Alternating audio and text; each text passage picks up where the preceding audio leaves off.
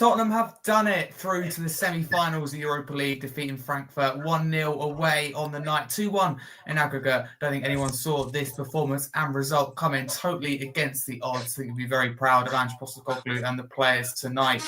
Lots to get into, so much better when we're discussing the win. Let's introduce tonight's panel because it's a big one. Firstly, Harry, welcome back onto the podcast. How you doing?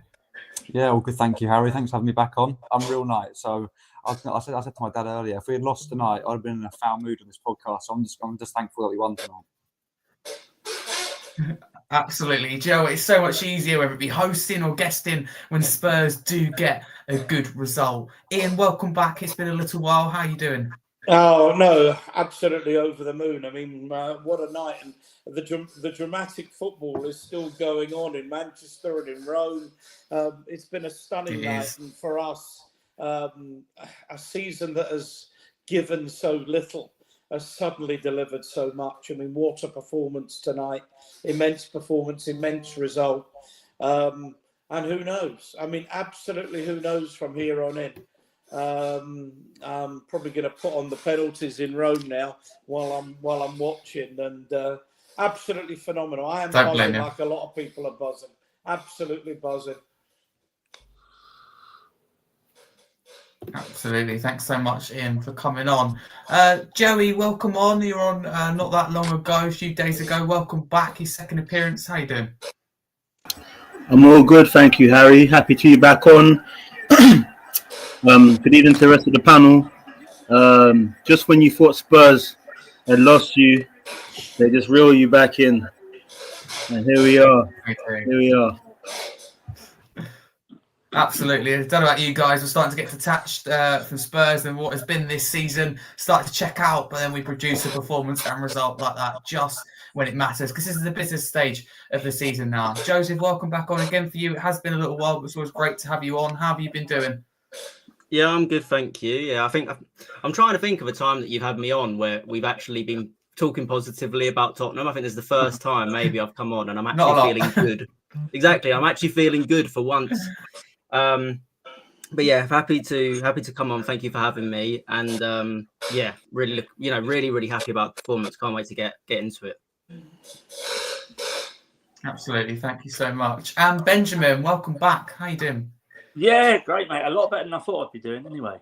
You know, like after Sunday, you know, exactly. as well as we play, we are just a mistake waiting to happen a lot of the time.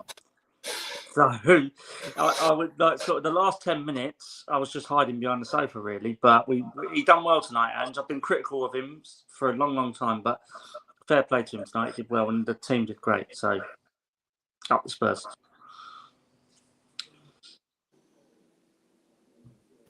Yeah, 100%. Totally with you on that one.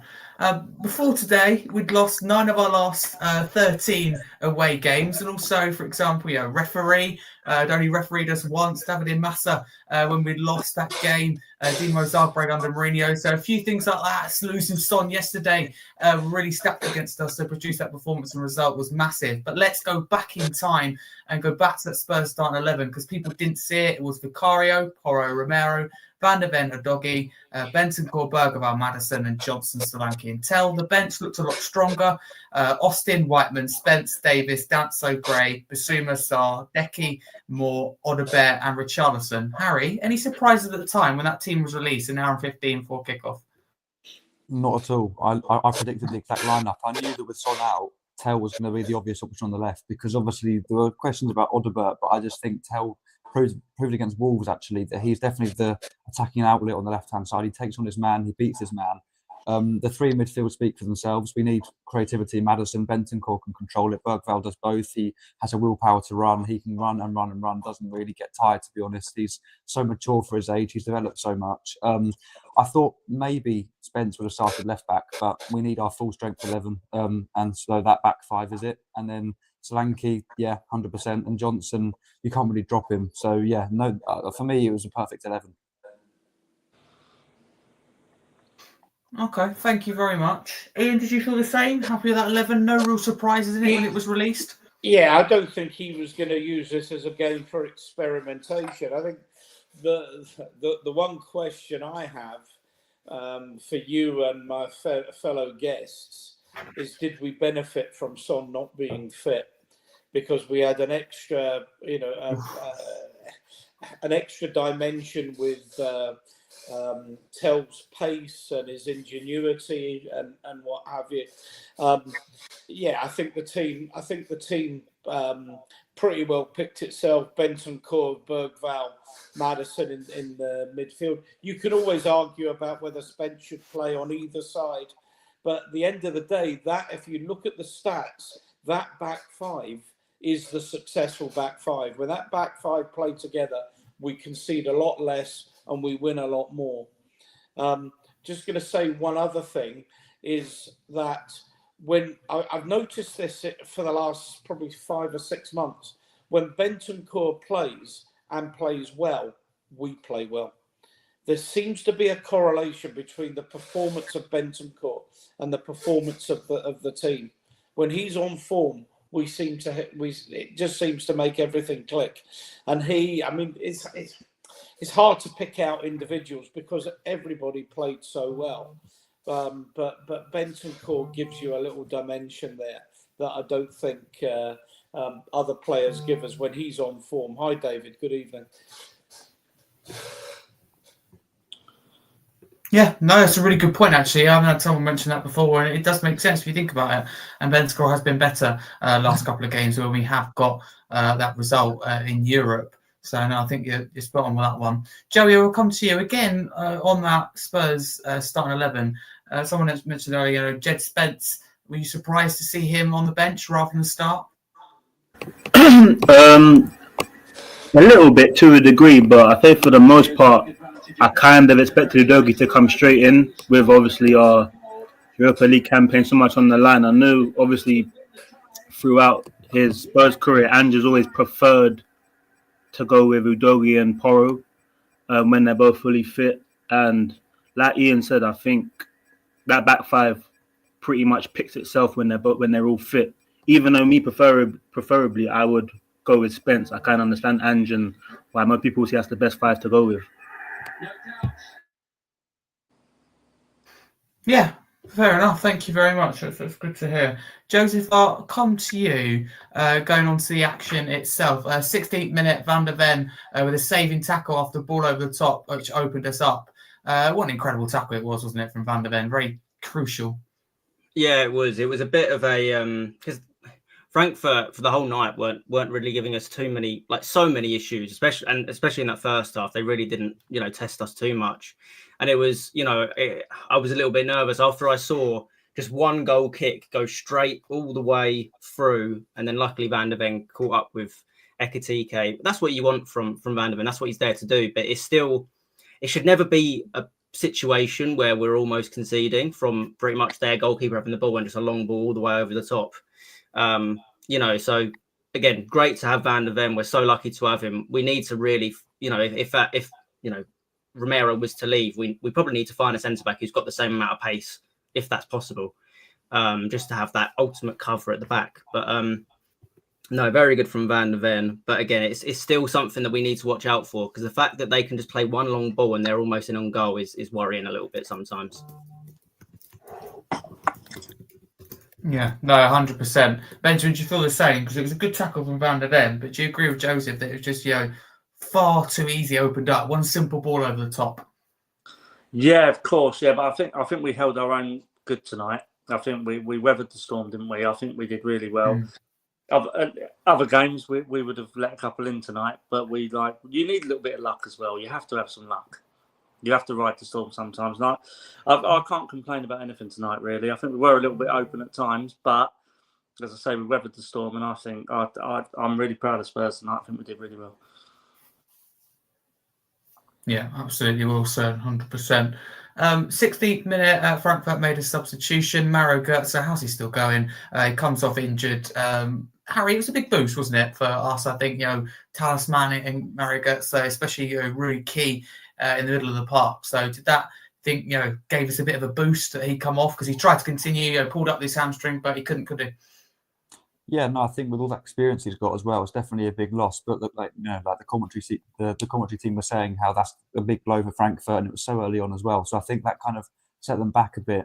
losing a key man, and obviously drawn at the time. So I felt like they could have still come back into it. But obviously, when you lose a player like Götze, you can't really feel. No one's going to come on and fill the boots of him. It's like if we lost Van der Ven today, no one's going to come on and do what Van der Ven can do, because we saw today that, in the first leg, that Götze can, still at his age now, he can still create things and make things happen. So yeah, it was definitely a big loss. But to be honest, I have to agree with what Joseph said, that Frankfurt didn't offer too much going forward at all. And it was only until the last 10 minutes when Christensen somehow missed 2 of those chances, which he should have scored. I feel like even if Götze had stayed on, he may have offered a little bit more creativity, but I don't think they ever threatened us too much today, Frankfurt, to be honest. I just kept thinking, let the ball. Yeah, I thought we coped well with that threat. I kept thinking, just let the ball keep falling to Christensen, because he couldn't hit the back door of a barn, could he, tonight? I just kept thinking, let the ball keep falling to him, we'll be all right. Yeah. Yeah, it wasn't his night, I don't think. He come close with a couple, but there's a couple poor shots in there. One in particular in the open goal, he's got to do, I think, a little bit better with that one. 90th minute, a break from us, and Brennan Johnson cuts it back to Matthias Tell, and he does drag it just wide. 25th minute, shot from Tell, saved by Santos. It's the first shot on target. Harry, I'll come back to you. It was a good shot that from Tell, wasn't it, in the first half? The first one, as I said, on target. Yeah, first one really to cause any problems, get in a good position. It was a really good shot.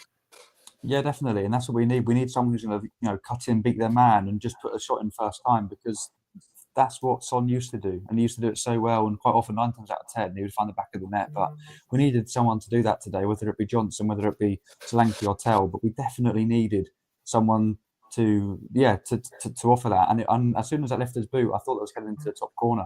It was a decent save. On the replay, I think it was a fairly decent height for him. But I think Tell's going to be such a key player for us. I really hope we do buy him, because he's, 19 years old. He's obviously, and the thing is, Spurs fans have been quick to slate him, but he's been thrown in way quicker than we thought he would. Obviously, he was brought in as a backup to get minutes here and there, but he's definitely a good player who's going to be integral in the next season or two for us. Yeah, 100%. Yeah, thank you very much. If any of us appear distracted and not tonight, apologies. There's a lot of games still going on, a lot of action across Europa League, just to keep people updated. Rangers are out of the Europa League. They lost 2-0 to Athletic Club. First leg was 0-0. Manchester United, crazy game. Absolutely bonkers. Went to extra time, winning 5-4 at the end. And additional time, 121st minute, Harry Maguire to save Manchester United with an aggregate score of 7-6. That's mind-blowing. Lazio and Bodo Glimt has gone to penalties. I think it's 3-2. Harry, Bodo have a penalty here to win it. Penalty. Over the bar, Harry. He's put it over the bar. He put it over the bar. He had a penalty. They had a penalty to win it, Bodo. It's 3. Patrick Berg missed from the spot. Lazio got one to take it to sudden death. Oh, he's bloomed it straight over the bar. All he had to. Oh, heavens above. Right. Okay. Sorry. Lazio one. I know David Clark's in the. No, you're right. In the house. That's all right. Thank you very much. For people wondering why it's so important to Tottenham, not only are both teams in the Europa League, next round this determines who we play in the semi-final. And we want it to be, not being funny, FK, Bodo Glimt rather than Lazio. There's a very clear preference here. Of course, Lazio it'll be an incredible game, but we want it to be as easy as possible. Still won't be easy. We're hoping that Lazio do go out, but there's a massive chance missed. Harry, Lazio have missed. Oh, there we go. We're good.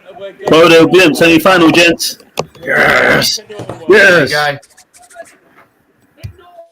Lovely stuff. Semi-final sealed. How many penalties did Lazio miss? They don't deserve to go through. They had 2 saves. They missed about 3, didn't they? Yeah, 3 penalties. They don't deserve to go through then, do they? Imagine if we played United in the final, it would be like El Sacchio again, but on the bigger stage. Yeah, well, wouldn't it?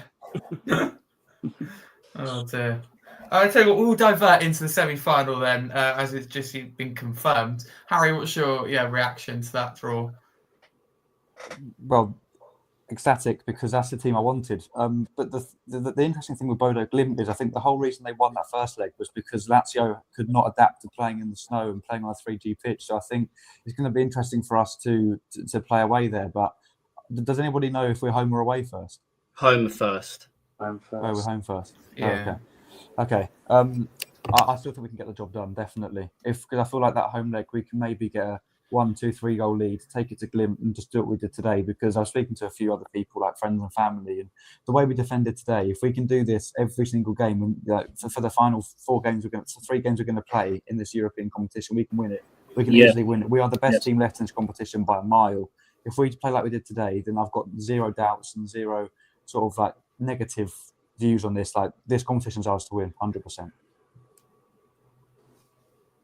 Yeah, 100%. Ian, I'd rather get the impression that you're very happy with this draw. Oh God, yeah. I mean, I think there's a number of reasons. You'd have to think that Bodo would be easier to beat than Lazio, although someone might say, well, how can you say that when they've just beaten Lazio?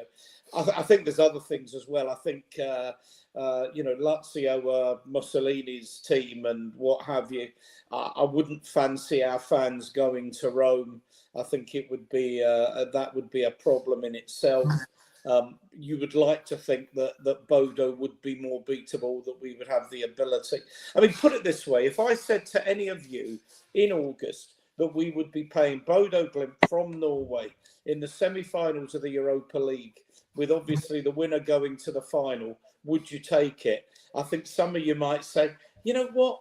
I've thought about it. Yeah, I think I just might. I think that's as good and as, I won't say as easy as it gets, because no team gets to a semi-final of a cup competition without deserving it and without having a chance. But I would take that every day of every week, as opposed to Lazio, as opposed to Bilbao, as opposed to Manchester United. Absolutely. Thank you very much. Joey, we'll come to you. What are your thoughts? Because I know you're watching the game there on that semi-final draw for Spurs. It's definitely winnable, isn't it? Oh, for sure, for sure. As Harry said, it was a team I wanted if we got through, for sure. Posed a much better opposition for us to kind of overcome the 2 legs. But thankfully we get the home draw, because obviously we finished ahead of them in the table, in the Europa League table, and the group stage form, the new group stage format. So yeah, looking forward to it. Hopefully we can get the job done at home and then, go from there. Yeah, 100%. Joseph, what do you make of the semi-final? Are you looking forward to it? Yeah, definitely. I mean, biggest game probably since the Champions League run that we had when we played Ajax. So, I mean, definitely. I forgot what it feels like to win a game like this. After the game, like I was going into the game, and I think all of us were kind of going into it a bit negative, like just kind of like, oh, whatever happens. I'm not that bothered. I'm not that fussed, because this is just season's just been awful. It's just been really, really disappointing. But after the game, I was like out of breath. I was obviously a bit nervous, where it was just constant kind of, Frankfurt putting the ball in. But I was absolutely ecstatic after we won, and it's like, this is how it feels to be in these moments. And now we're going into a game, a bit of an unknown team we're playing in terms of Bodo Glimt. I don't know too much about them, to be honest. I never thought they'd be in this position. To be honest, I think if we made it through tonight, I put us to beat either Lazio or Bodo Glimt. I don't think Lazio are that good. They haven't been very good since the turn of the year. And I thought, we could take either team. But you would say, yeah, Bodo Glimt on paper are probably the easier tie. And that's what we've got. So it's a must for us to make the final now, really, when you look at it. I think Lazio is a bit, sometimes maybe somebody's looking at it and thinking, okay, well, Lazio are on a half-decent side. But you think this tie, you're looking at it and you're thinking, this is Tottenham's now. Like, we've got to make it to the final. And, I think we saw, I know we've kind of skipped past the game, but I think we saw a really different Tottenham than I think anyone expected today. We saw a Tottenham that was resolute and strong and, just everything that you want to, honestly, everything that I love about football in a way. I love a defensive performance like that, where they just grind it through and they're passionate and they're, everyone's fighting, everyone's trying to win the first ball. I loved it. And that they're the type of wins that show that you've got that passion for the we weren't unbelievable today. We weren't great, but defensively we were amazing. And to go there away to Frankfurt, which has been really tough for so many teams, and to get that result is really impressive.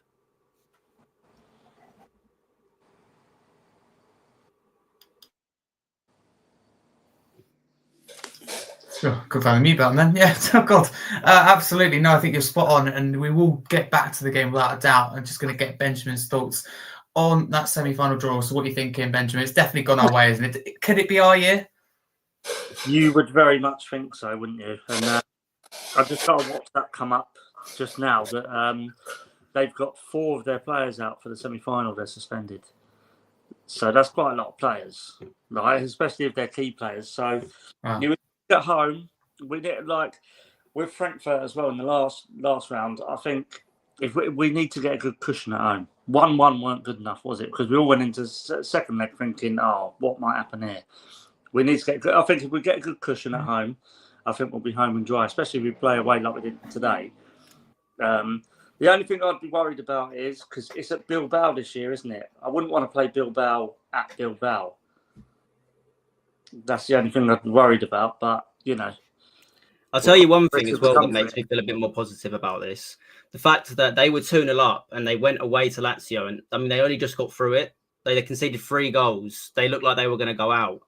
So it shows that maybe they're not, when you're in a 2-0 position, you should kind of be getting through that. And they really did throw it away to start with. Yeah. It's tournament football, though, isn't it? It's crazy. Yeah, can be, yeah. Well, I mean, we've seen that tonight, haven't we? Yeah. One thing I will say as well is if any of you are into betting and accumulators, I'm not sure if you lot are, but you would be kind of aware that Bodo Glimt are accumulator bankers, and to be fair, they're not really a pushover side. If I'll be totally honest with you, they do very well. They do very well in cup competitions, especially when they do play. And I think they're probably the top two, maybe top 3 teams in Norway as well. So I don't think it'll be a walk in the park, but it's definitely. There can't be many teams from Norway that have been in the European Cup final. This must be the first time, surely. Yeah, but overall, I think because my friend's big on Bodo Glimt. He tells me about them all the time because he's a proper betting man. He says if they're a shoe-in for certain games, you have to go with them. So, I think we still got to be a bit tentative about how we approach the game, though, for sure. Of course we do. I mean, it's semi-final, isn't it? It's going to be even if Bodo Glimt aren't as good as us, it's still going to be a tight game. Like we'll make it a tight game. The occasion's going to make it a tight game. We've got to kind of like nullify that and really just show them, what we are, what we can be, or when we're at our best. So yeah, of course, we've got to be looking be quite positive, generous, can't we? Let's be real. We can be quite generous to teams, especially when we're at home. We can be. Definitely. Yeah, 100%. Let's get back to the game itself. 38th minute, Santos, the Frankfurt second goalkeeper, and James Maddison come together, a nasty collision. And the 41st minute, after VAR review, a penalty was awarded for Spurs. I mean, Ian, definitely the correct decision, wasn't it? I was just surprised that, it took so long and maybe the referee didn't see it first time. Yeah, I mean, the speed the game's played at, I wasn't sure on live, so I won't castigate the referee on the live. Yeah. But you only had to see it once when, to see Maddison get to the ball first and the goalkeeper take him out. But I don't know what Matterface and Hoddle were talking about on the television. Oh, it's a coming together or whatever. No, it's not a coming together. If you get to the ball first, I mean, you take it. If the winger gets round the fullback and the fullback, gets second and he chops the guy down, it's a foul. I honestly don't know what they spent so long looking at. Maddison got to the ball. The goalkeeper took him out late.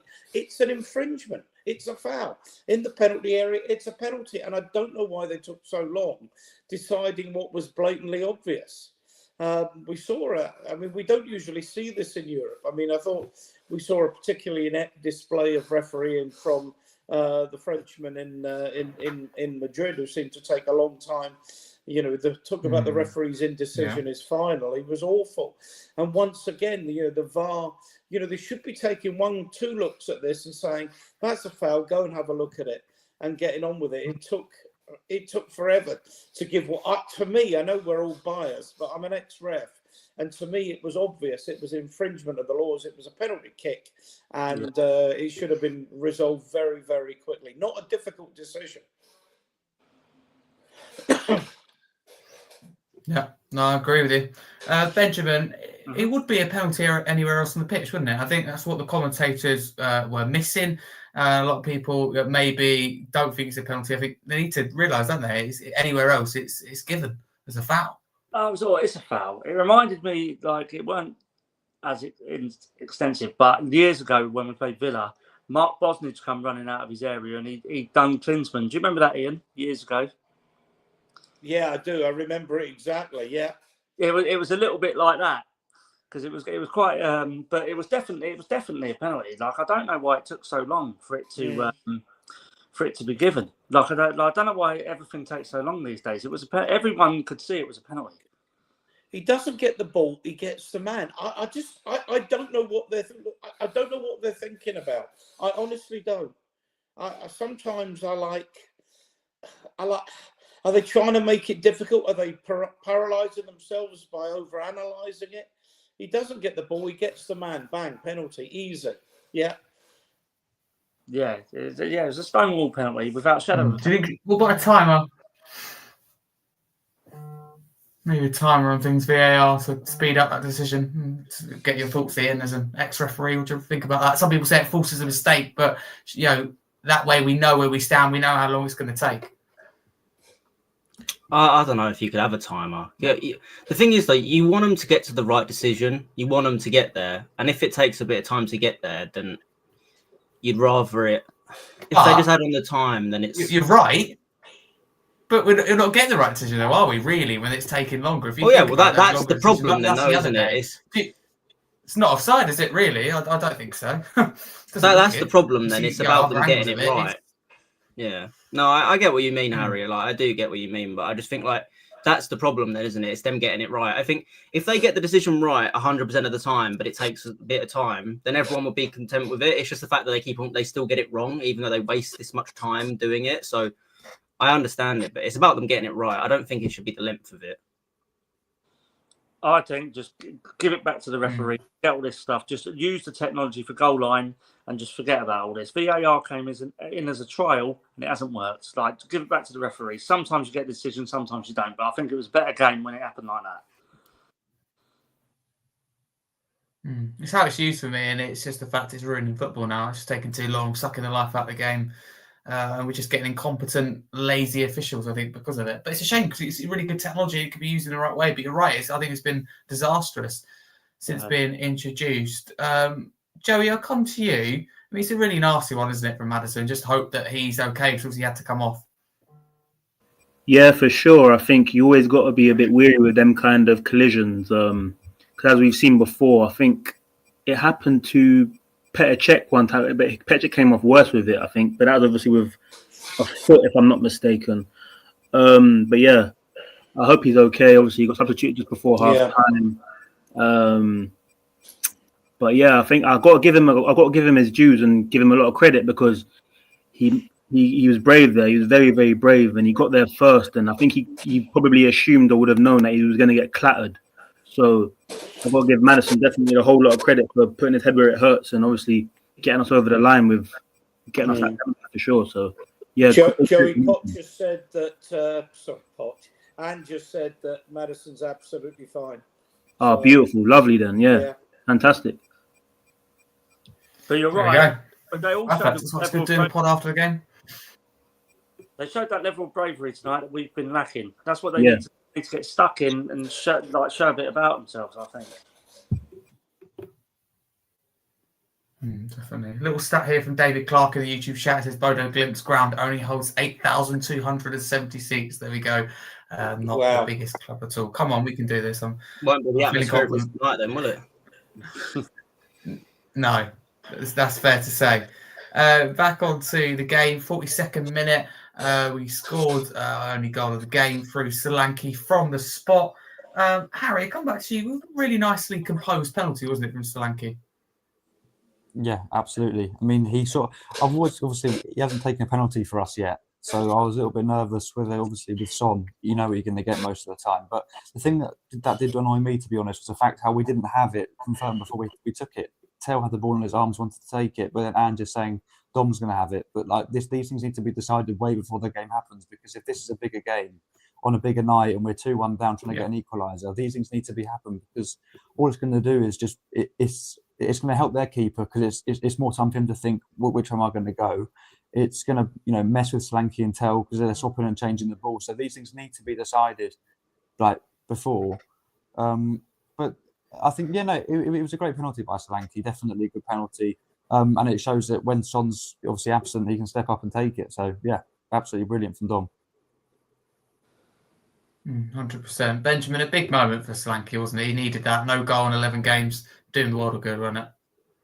Yeah, absolutely. I hate to admit it, but I was thinking, don't let him take it, because I was just worried because he hasn't scored a goal in a while. I'm a fan of his. I think he's very good at what he does. He's all round plays, but his hold up plays, passing very good. I think he just needs to score more goals as a striker. I think as a striker, you score more goals. But when he did step up, I was thinking, oh no. But then, like the way he took it and his composure, it was a lovely little penalty. So fair play to him. Well done. And he had a good game as well, to be fair. Yeah, I thought we did. Absolutely. Sorry. Yeah, no, my only quibble with it was, and this is where Ange lets himself down sometimes. The Tell picked up the ball, and then it's like there's an instruction, no Dom. That should always be sorted out long before kickoff as to who's taking the penalty. They know Son's not playing. They've known Son wasn't playing probably since maybe Monday or Tuesday. He didn't travel out yesterday. So you would think they would sort out, if we get a penalty, forget about the 5 if we go to penalty kicks. Who takes a penalty if we get, and Tell picks it up, and then no, Dom's taking it from the side. I just don't like that. Having said that, I thought he took it very well, and he was really, really composed, really, really confident. And I mean, I never don't watch the kick, but by God, I was struggling to watch that one. And he was just really composed, and it says a lot about Solanke, the fact that he stood up and took the penalty and scored the penalty well, when he must have read about some of the so Adrian's made a point there, Maddison would have taken the penalty, and that may be right, and of course then they had to sort that out. That's maybe not that I might be being unfair there. I hadn't even thought of that. But Solanke must read the criticism of him and what have you. And they said on the commentary, I think it was Sam Matterface, that the currency that strikers trade in is goals, and he hasn't scored many goals. So there's obviously a lot of pressure on him. But he didn't look like he had a care in the world when he stepped up and took it. And the work he does, I mean, I can't remember who it was. Someone said a second ago that the work he does, the shift he puts in, selflessly. He's an immense footballer, and I wouldn't have a bad word said about him. And if he got better service at times, he would score more goals. He certainly would, and that's a problem he hasn't had in this Spurs side, 100%. Jacob, I mean, it kind of leads on perfectly to my next point about being surprised that Tell didn't take it. Second time we saw this, we saw it against Southampton. Does this concern you, or you're not worried because both were converted at the end, one by Tell and one by Solanke tonight?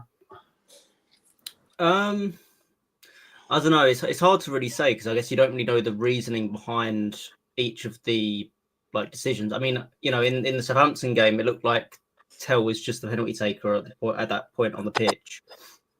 And obviously there was the kind of thing where, Brennan Johnson could take it for a hat-trick. To be honest, I don't care about that. I'd rather the penalty taker be there to take the penalty, and that's what Tell was there, so that's fine. I guess Tell, maybe he feels like he is the penalty taker because he seems to, I mean, that's twice now where he's picked up the ball and kind of gone, it's me now, it's my time. But I don't know, I'm not unhappy that Solanke took it. I think he kind of needed that goal. I mean, he hadn't scored a goal, had he, since January, or even, I don't even know if he scored this year or something like that, something stupid, crazy like that.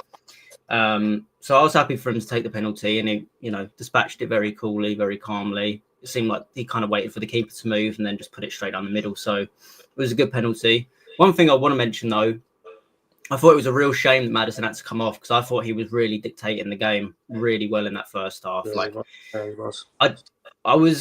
I was okay with Kulusevski coming on, but after I didn't think he was marshalling midfield like Maddison was in that first half when Kulusevski came on. And I think what Maddison also helps with is, especially in this game where there's so much energy in the stadium with the fans, it's such an important match. He just gave us like a level of calm and composure. Whenever he's on the ball, he just takes the sting out of it sometimes, brings the ball back. And again, he's one of our only players who can really like thread the needle sometimes with his passing. So it was a real shame to see him go off, but you just got to give him so much credit for winning us that penalty, because to be fair, we weren't sure where a goal was going to come from. And, he gave us that opportunity. So unbelievable performance from Maddison. I think he deserves so much more credit. Yeah, he was very good. It's a shame to see him come off. Again, lead me on perfectly to my next point. 45th minute, just for half-time, Maddison made the way for Kulusevski. He couldn't continue. Ian, I mean, I thought Maddison was good in that first half. Did you think that as well? I thought he pulled the strings. Did I think what Maddison? Did you say? Yeah. I thought. Do you think it's good? Yeah, it's sometimes difficult to single out players. But yeah, Maddison was really involved. He played quite deep.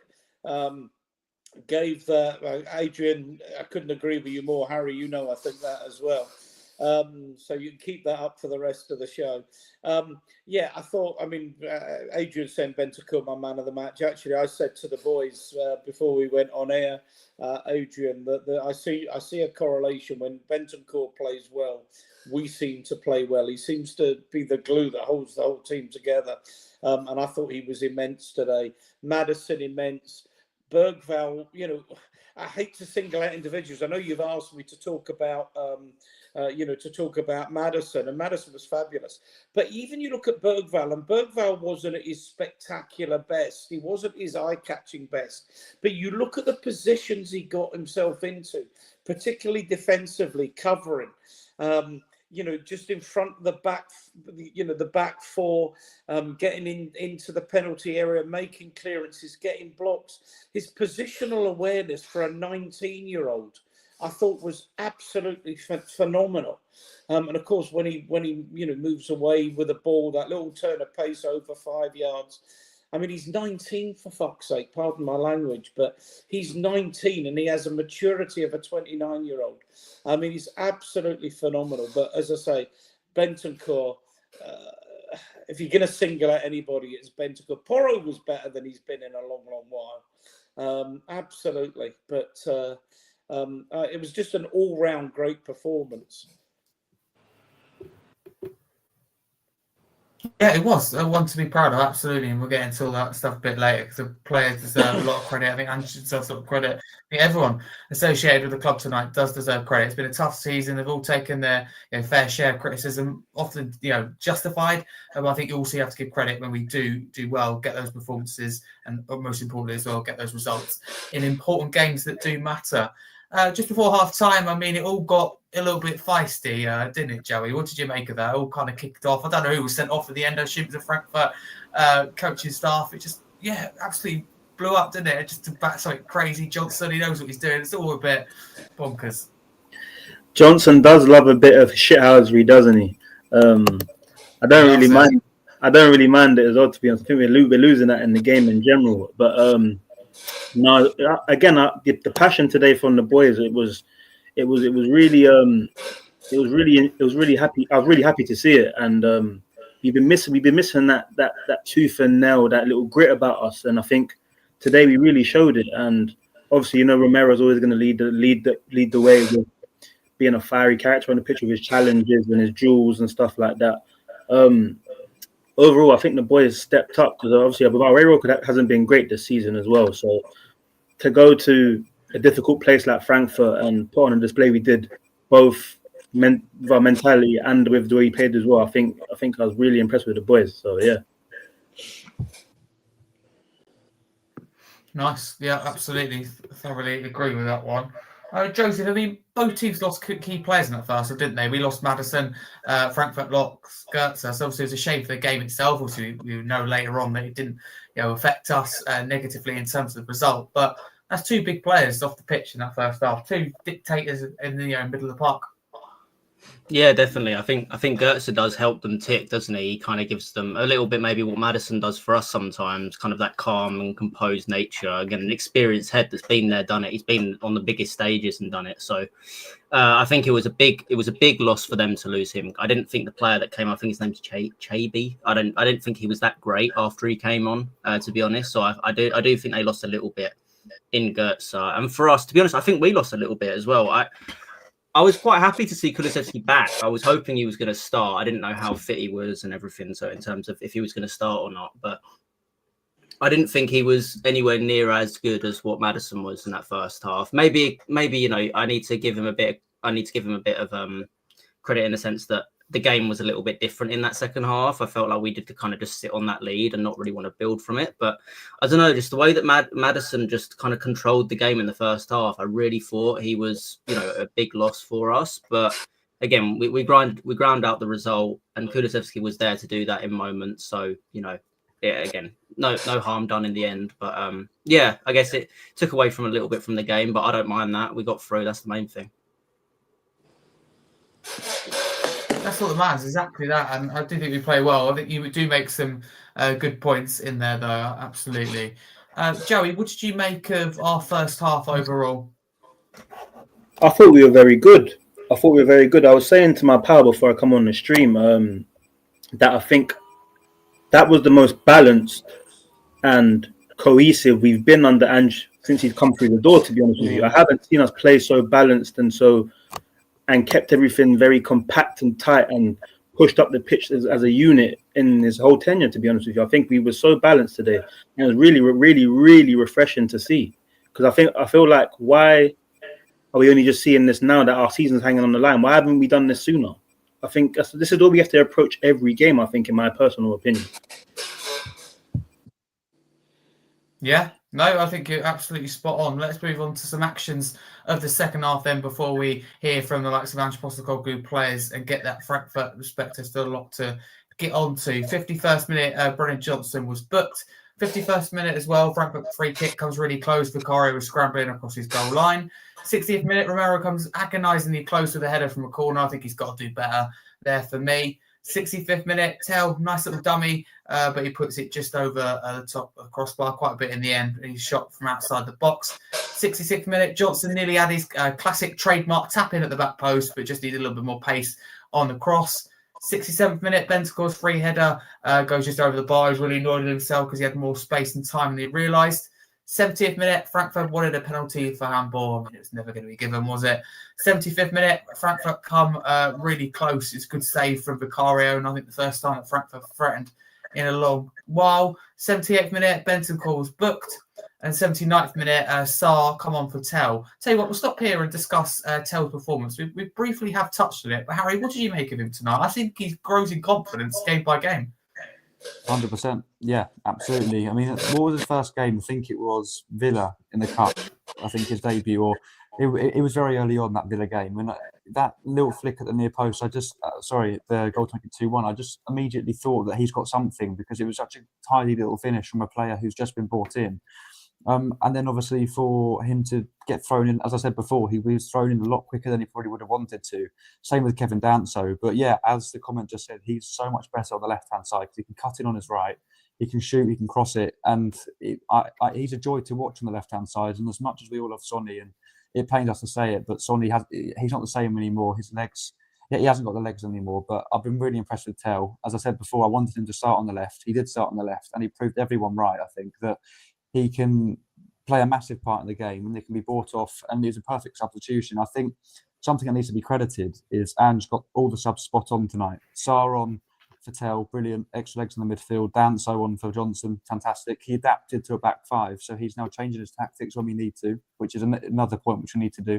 We need to address it. When Ange gets something right, we need to address it, because it's all well and good our fans having a go at him when he does something badly. But we need to all, address the things he does well as well. So all the subs are spot on. Tell was brilliant. I mean, I can't fault this evening at all. It's just been such a great evening, Harry. Yeah, it has been. Thank you, Harry. Nicely said. Ian, and come to you next on this one. Again, on Matthias Tell. When Son comes back, who starts on that left-hand side for you at the moment? Well, not Son, but the manager may take a different view. It's always difficult. It's easy for us sitting here, online and what have you. It wouldn't be Son. I think Son maybe even better as an impact sub with 15, 20 minutes to go. He doesn't have the legs anymore. It's a shame. You'd say Tell over Odebear, although Odebear's been looking good as well. But clearly this boy Tell has something. I mean, if you know anything about the game, you can see there's something about it. He's maybe not a £60 million player yet, but he's 19. We picked up Bergvall for 8.5 million or something, and he's probably close to a £60 million player now. If Real Madrid or Barcelona or someone like that was coming in for him, but I think there's something about the boy Tell, and he's one of those. When someone gets the ball and you sort of come towards the edge of your seat, Tell has a little bit of that about him, and you just feel there's a real player just ready to jump out and score. I know he scored a few goals lately, but he's a player that's going to make a lot happen. So in my view, he would be my first the first name for that left hand side. And if we can get him for a decent price, he's a player I'd like to see there next season as well. I like him. I like what I see. I like his attitude. He doesn't get his head down when, if something doesn't go quite right. Yeah, I like it. Yeah. Sonny, we've all loved Sonny. Christ, we all love Sonny. But at the end of the day, this is not a sentimental game. And unfortunately, his best days are behind him. He's still got something to give. Don't underestimate the commercial value and why, Levy might want to keep him at the club for commercial reasons. But is he a first team starter now or a first choice starter now? Not in my book, and it hasn't been all season. Yeah, I just feel the same as you, so thank you for that one. 82nd minute, Christensen misses 3 golden chances. He's got 3 goals for Frankfurt this season, all competitions, on loan from Leeds. I mean, he should have had 4, 5, 6 up to his tally for the season tonight. 83rd minute, Kulusevski drags his shot agonisingly wide, really frustrating. Good counter-attack. 85th minute, Danso come on from Johnson. I mean, Ben, it was all about holding on at this point, wasn't it? It's all about protecting that lead. It wasn't about getting a second goal, was it? Is that for Benjamin? me? Oh, okay. I didn't know. That's for you. Yeah. Right. About protecting the lead, but I think we could have sewn that game up. We could have sewn that up. It could have been dead in the water. We did have chances, but then at the same time, when it came to about 10, 15 minutes to go, I was starting to think this might actually let in a goal here. But it did actually fall to Christensen, like you said a couple of times. And as I said before, I was hoping they would just keep falling to him because he just couldn't get a shot off, could he? But yeah, I think we rode our luck, but that's football, isn't it? And we're through to the next round. Exactly. That's all that matters at the end of the day, getting through. 97th minute yellow card from Romero. I think he lost his head at this point. I'm going to blame on, he's banged to the head. But in the end, full time, as we know, it does end Frankfurt 0, Spurs 1. We win 2-1 on aggregate. Harry, I'll come back to you. Do you think that's our best away performance in this competition this season? In this competition, yeah, 100%. I thought you were about to say this season. I think this season's definitely got to be City away, but in this competition, absolutely. We think obviously we've had. Yeah, I was going to say this Ferencvaros season, away. but I thought about City, United. Yeah, you are right. Yeah, no, but you're right in terms of in this competition, by far our best away performance. Obviously, Ferencvaros away was okay. Galatasaray was horrific. We obviously had who else we played away. I'm trying to think who else we played away. AZ in the first leg of the quarters, not great. So yeah, we've absolutely had definitely our best performance. But it was I felt inside. Obviously, we needed to start that game on the front foot and not give any sloppy balls away and make stupid errors like we have done before. So it got to about half an hour in, and I thought, I've got a feeling that we've started this game so well. We've been really sensible at the back. I feel like we're going to go on and win this game because I just had that feeling where if from minute one we started out playing hospital balls at the back and playing out from the back and getting caught out and just all over the place, I knew that we'd be in for a very long evening. But it got to half an hour in, then 14 minutes, and then we ordered the penalty. And I just noticed things are starting to change our way. And then we got to half time.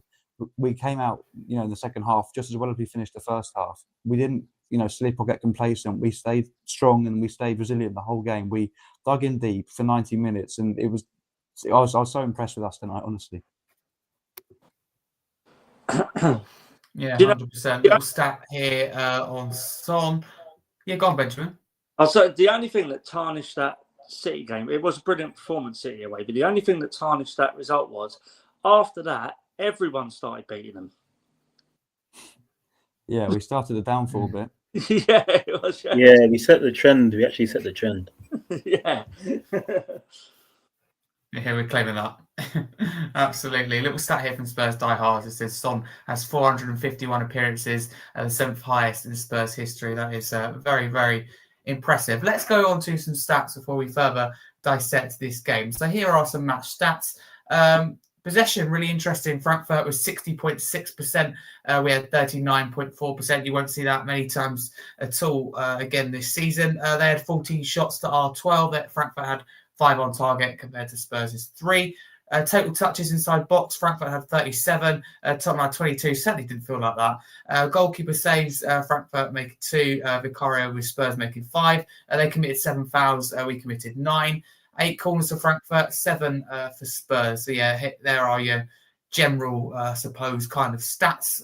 Block shots, Frankfurt 5, us 3. Attempts outside the box, Frankfurt 5, Spurs 2. Both 1 offside. Total tackles, 18 apiece. Fouls, 7 Frankfurt, 9 Spurs. 3 yellow cards each. Spurs made 53 total clearances compared to Frankfurt's 21 and 30 headed clearance compared to Frankfurt's 11. We won 56 duels compared to Frankfurt's 52. Frankfurt made 1 error leading to a shot. We made none, which is super impressive. Total passes, Frankfurt 535, us 351. Accurate passes, they made 456 accurate passes. We made 271. 88 backward passes from Frankfurt, 63 from Spurs. 193 forward passes from Frankfurt, 133 from Spurs. 56 long balls from us. That's something you don't usually see compared to Frankfurt's 54. With 16 crosses from us compared to 32 of Frankfurt. So yeah, there's a load of that. Touches in box, 22 for us, 37 for Frankfurt. There's a load of stats. It goes on, but those are the general ones. Ian, I'll come to you. The odds are really stacked against us, weren't they, in this game? Are you proud of the players that they've just, blocked out that hostile atmosphere, all the talk before the game about Ange and the players? They've gone there, delivered a performance to be proud of when everyone didn't expect us to as well. You're on mute, Ian. Ian, can you unmute yourself? Yeah, I was on mute. So, even from the 100% right. I mean, even from the first minute, you could see that they were organised, they were focused, they clearly knew what the job was. Little things that, for example, we weren't messing about with it, playing it square across the back. We were prepared to play it long, even if that meant losing possession, knocking the ball up to Solanke. A little bit old-fashioned, to be honest, type of football. But they clearly had a game plan. They clearly had their own, their own jobs to do and knew exactly what their roles were. And it's not been the way we've been, particularly under Ange. You sometimes think Ange, we'll just go out and play our way and our way will do it and what have you. But today he got it 100. Everything about it was absolutely right.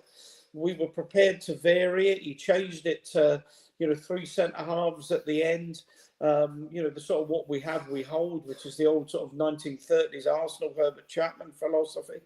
And just everything about that today was good. And because every player knew their job and knew their role and was playing for themselves and playing for the team, that's why there were so many great individual and collective performances. That's probably the best Spurs performance. I'm trying to think in a long time. Yeah, we've obviously had games where we've gone out and we've played free-flowing attacking football that we've all come away drooling over. But that was a matter of getting your discipline right. Hostile ground. Are they third in the Bundesliga? They're a good side. Let's not take anything away. They're a good side. They've only lost 3 times in, I thought 4 times now in 22 or 23 games. Not lost at all in Europe, and they actually didn't have that many chances. Their goalkeeper had much more to do than Vicario. So I thought overall this was a top. It's been long since I've seen a brilliant defensive performance. Absolutely, the therapist God. I need therapy, so you can contact me offline with pleasure. Absolutely everything about it, that level of discipline, and what have you. For organisation, things that you don't associate with Tottenham. Things that you just don't expect us to be: disciplined, organised, resilient, and we were all of the above and more. We certainly were. Absolutely, well said on that one. Joey, I'll come to you. Do you think the players fought for the badge tonight? Because that's all you can ask for, isn't it? Fight for that badge. And I think we've questioned that this season, but you can't question it tonight, can you? Definitely not. I think all the boys put in a magnificent effort. If there's a question that they wasn't playing for Ange, they definitely did tonight. I thought also as well. I thought Ange got it spot on again, like some of the boys have said prior. I think his substitutions were all bang on.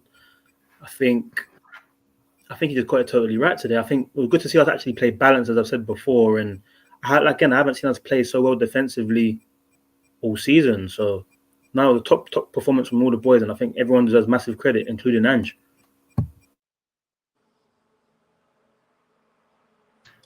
Sorry about that. I've just got someone, a little co-host in the background who likes to mute my mic when I go and speak. So call him out on that one, Mr. Callum. That's why I'm looking for the mute button there. I couldn't find it. Goodness sake. Josie, if I come to you, do you think we coped well with that atmosphere? I mentioned it earlier, but it was hostile. We've crumbled, haven't we, in recent years under that type of atmosphere, that pressure. Even Galatasaray away this year. You impressed with the team on that? Because I totally agree with you. We've been awful right this season. I know you've been so disconnected and frustrated with Spurs of late, but are you impressed with the players that they just cope with all of that? Because usually they just crumble. Yeah, definitely. I mean, I don't think any of us went into that game expecting that result and that performance. Like, it was just so unlike what we see from Spurs, and especially this season, and even over seasons where we've kind of been in a position that doesn't feel too comfortable. We really stuck it out, and we really showed it's just so much character to get through that game and get that result. I know obviously everyone's feeling really, really positive about it. I think the one thing I would say that I didn't love in that second half was the fact that when we did get the ball in good positions, it didn't feel like we had too much impetus to go and get that next goal. There was times where we went on these counter-attacks and there wasn't a lot of energy, maybe because people were just tired, but there wasn't a lot of real urgency to get that goal and kill the game off. There was a lot of times where we started moving up the pitch and we were quite settled on just, let's turn it around and keep the ball. And, in the end it worked, but there was times where you're thinking, go on, just get that next goal and that's it. The game's done. We can really kind of just see this out. But obviously, they wanted to keep our hearts in our mouths, I guess, to get through to the final whistle. So, but yeah, you've got to, again, it's just one of those performances that I love as a fan of football. I think one thing I haven't always loved about Ange is that we never really see too much defensive structure and too much kind of passion when it comes to defending. It's always about going forward and scoring goals and playing great football. And that's great, obviously, at points. But I think you can take so much pride in like defensive solidity and getting through a game and getting a clean sheet. Because when was the last time we got a clean sheet? I swear, I don't even remember the last time we got a clean sheet. We never seem to get clean sheets. Well, there you go. My next stat, Joseph, first clean sheet in all competitions in 10 games. There you go. Exactly. Read that up. Exactly. So we don't get clean sheets, and it's so great to see us get that. And it's such a big game, and it kind of, again, I know obviously Tottenham fans, every fan's very reactive, but obviously Romero getting a lot of kind of stick after the Wolves game. I think he silenced a couple of people there because he played phenomenally all throughout the game. I think possibly one of my man of the matches. I think he was so impressive. Just everything that came to him, he seemed to deal with so well. So yeah, a really, really good performance. Very happy with how, again, it was just a different performance than I've seen from Tottenham in such a long time. And I think there's a lot of positives we can take from that. To know as well that we can play like that when we need to is good to know, because we haven't seen it much. We've never really seen Tottenham kind of really trying to defend a lead like that. But we got through it really well. Other than those a couple of chances for Christensen, there wasn't loads really that Frankfurt really threw at us in that second half. So yeah, we've got to be pleased with that performance. Yeah, I thought we were really good, 100%. Ben, do you think it's that lucky green kit? Forget the team and Ange, do you think the reason we won is that lucky green kit again, which delivered for us against Ajax? Well, unfortunately, I am actually colourblind. I was born colourblind, so green doesn't. I've asked the wrong person then. Yeah. But beautiful winning colour, Benjamin. There you go. But I know Lucas Moura, he scored the hat-trick in green, didn't he? Or so I'm told. So it must be lucky. No, it was yellow. Yeah. Oh, was it? Yeah. Yeah, you know what, Ben? Everyone's actually lying to you. It wasn't green. Yeah, I was actually born colourblind, but yeah. Apparently, yeah, green is quite lucky for us, to be fair. So, yeah, that's all I've got to say on it. Yeah. No, fair enough. I probably screwed that up. Thank you very much. Joey, do you think that we changed our tactics tonight? We went long from goal kicks, more direct. You saw Ange revert to a back five towards the end of the game. Is it good to see this tactical, in-game flexibility, I suppose, from Postecoglou, who hasn't showed or offered any glimpse of that all year? Yeah, most definitely. It was actually so refreshing to see, and I feel like it's something I think the fan base have been calling for.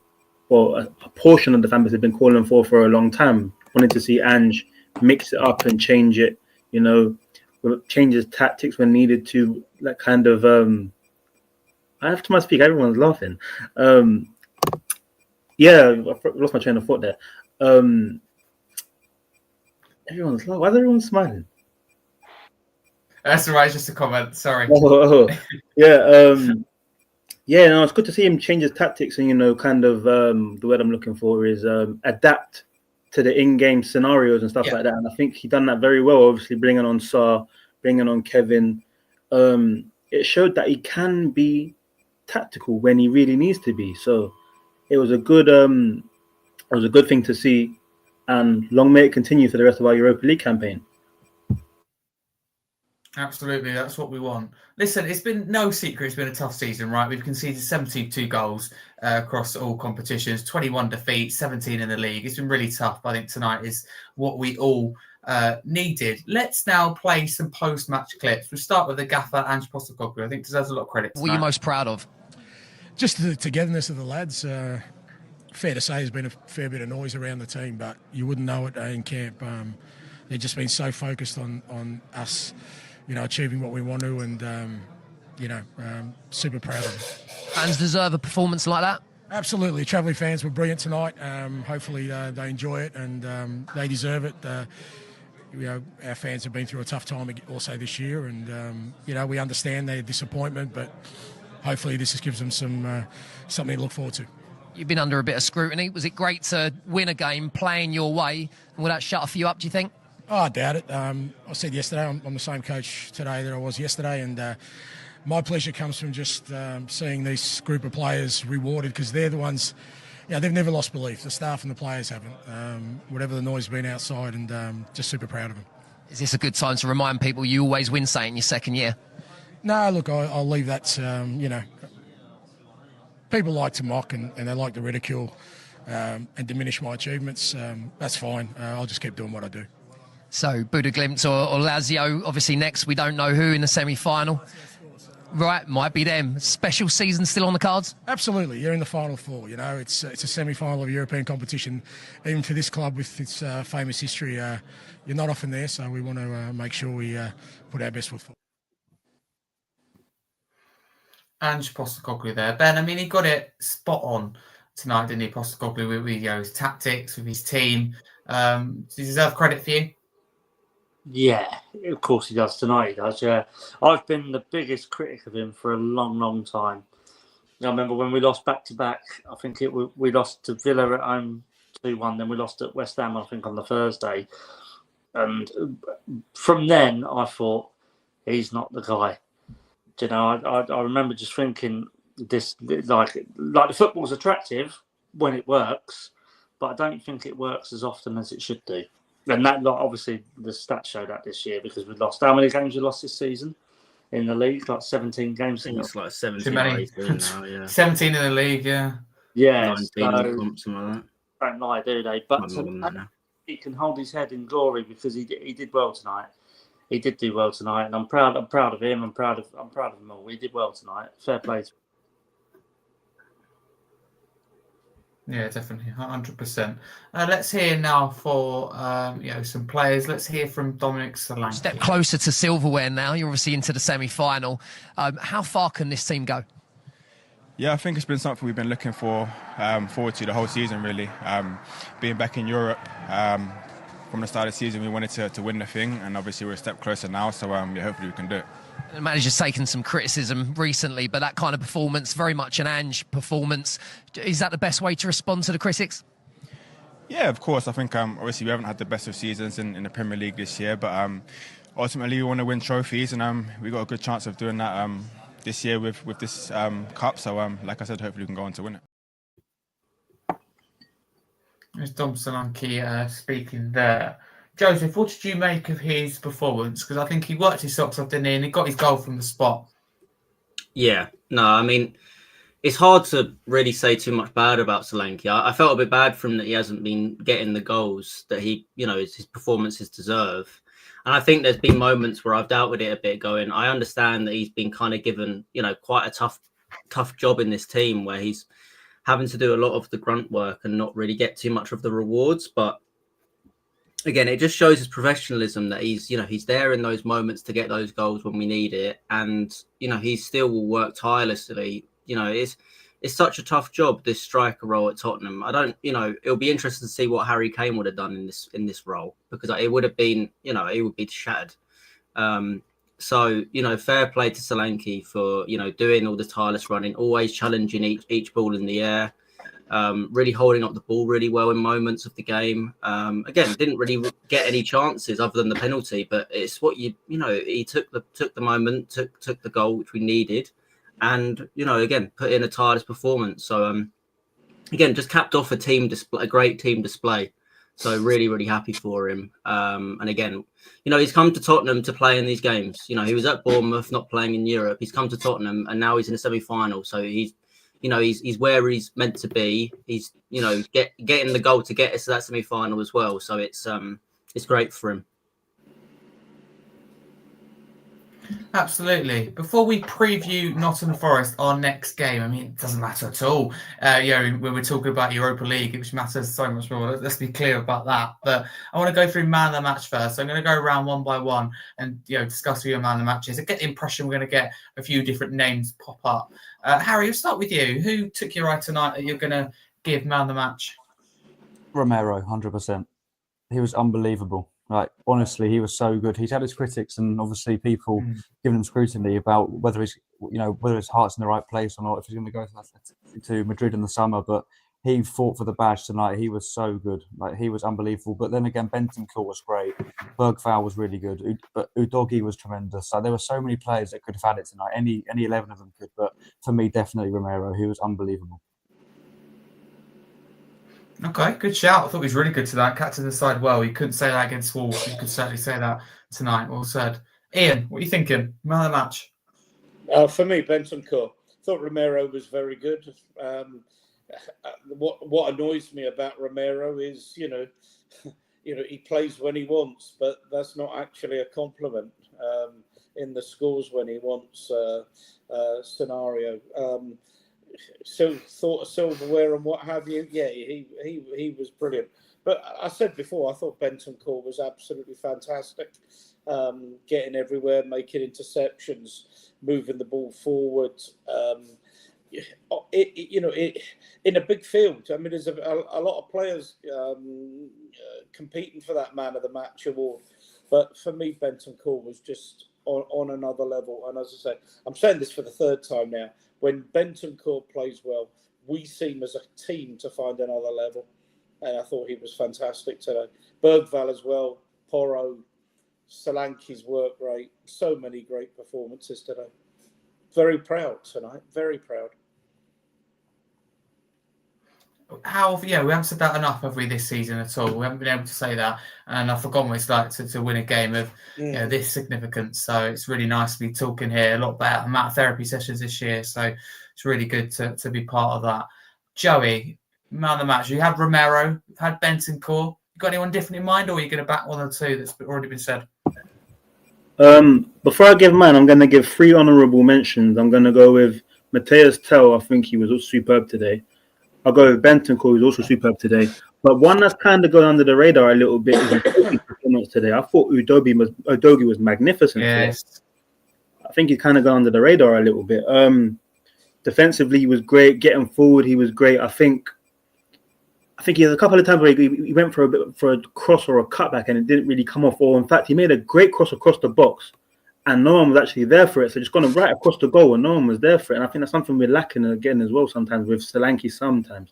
I don't feel like he gets into the box enough as he should have in certain instances. But my man in the match for today is Romero for sure. I think his leadership today was superb. I think he led by example, put himself in for everything, was battled well, and overall I think he was just fantastic. So mine is Romero.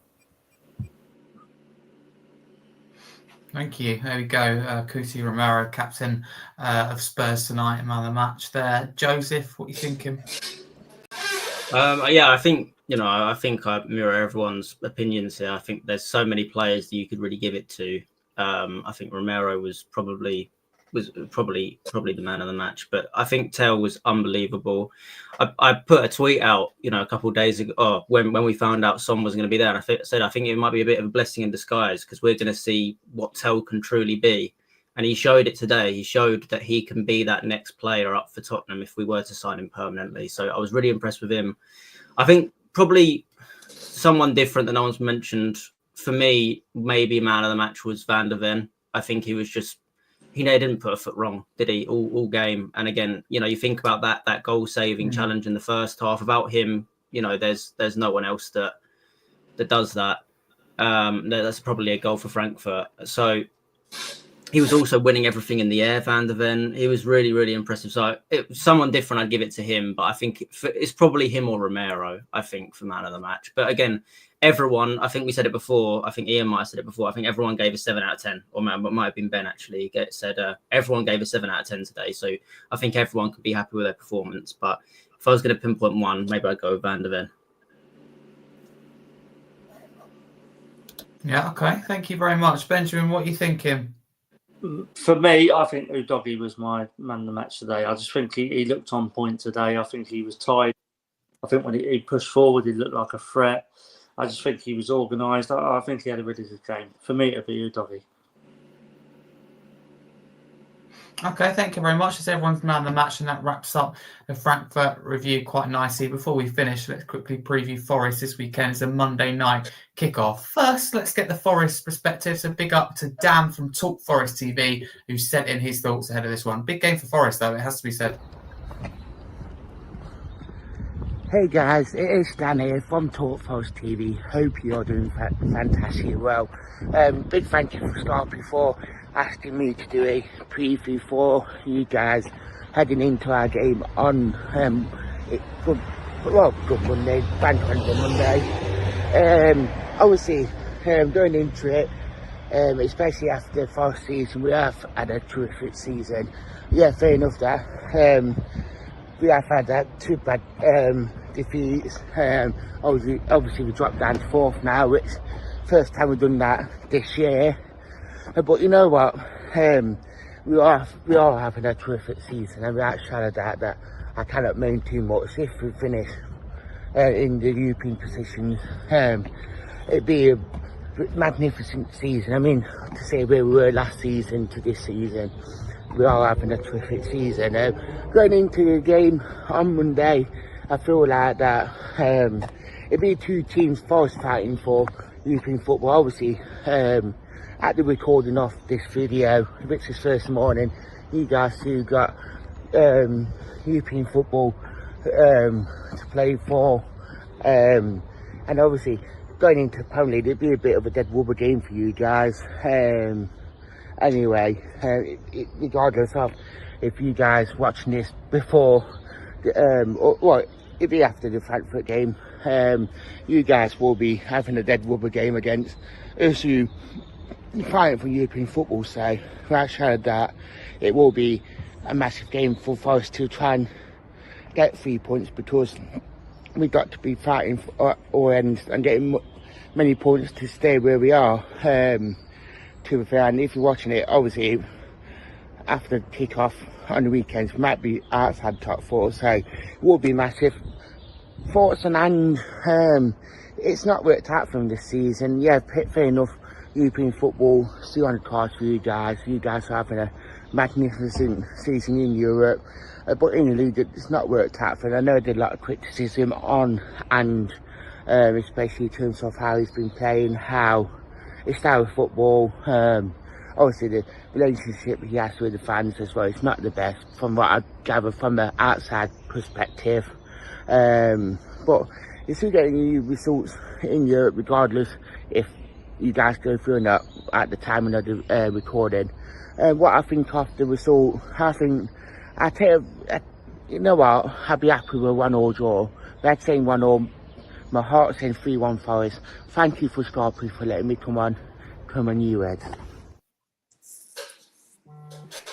Thank you to Dan. The only surprise there really is that he'd be happy with a draw as a Forest fan. For me, I think Forest ideally have to win, and considering where we are on the table, I think that'd be quite a poor result for them. But that's what he thinks. Nonetheless, appreciate him sending in his thoughts. Harry, what have you made of Nottingham Forest this year? Because I think it's fair to say they've surpassed all of our expectations. I hate to say it, but I thought they'd go down. It's embarrassing to even think back at that now. They've been unbelievable, like genuinely unbelievable. I mean, to beat Brighton even 7-0 in that game, they were 4-0 up. Most teams would sit back and just, start to make changes to see the game out. But they went and scored another 3 goals in the last 15 or so minutes. Like, they have been magnificent. I think Liverpool's they've lost 2 games this season, and one of them was at home to Forest, in where Forest totally outplayed them from minute 1. They've been brilliant this season. I think there's been a few shaky moments. So obviously I think it's Bournemouth where they completely fell apart there, but teams do fall apart. And obviously we saw them bounce back and beat Brighton 7-0. So yeah, Forest have been brilliant this season. Monday will be tough. It'll be very tough. But I feel like Ange won't need to rotate as much because obviously Glimt isn't for a while. It's not like it's the following Thursday. So I think we can see a full strength team. It's important that our players can gel a little bit more ahead of a big semi-final stage. But Forest have massively, massively overachieved this season. Like, they've been unbelievable, and Nuno's doing a great job. And it's nice to see Nuno working out elsewhere, because obviously he wasn't treated well, to be honest. I mean, I know he did poorly with us. It was about 3 months he was with us for. Obviously, the first 3 games sold us a fake dream. We thought we were going to go on to win things with him. And then obviously the Palace defeat, the Chelsea defeat, the Arsenal defeat, everything else, the United defeat. It went horribly wrong for Nuno. But yeah, look, I think it just shows that managers, and maybe that even highlights a problem with us, that we have these managers, they fail with us, but then they go on to win things elsewhere. Like Conte's doing really well with Napoli, and we see Mourinho with Roma, and Nuno now with Forest as well. So look, we'll see how it goes on Monday. But yeah, Forest have been brilliant this year. Yeah, absolutely. Thank you very much.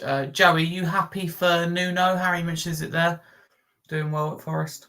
Yeah, I'll definitely echo what Harry said for sure. It's good to see him go elsewhere and kind of do so well, considering the time he had with us. But it goes to show, like, not everyone has to play tiki-taka football. Not everybody has to play out from the back to be successful. And I feel like even his style of play to come in and show, a different way of playing the game and being successful with it, I think it's been definitely a breath of fresh air for football in general, as well as the Premier League.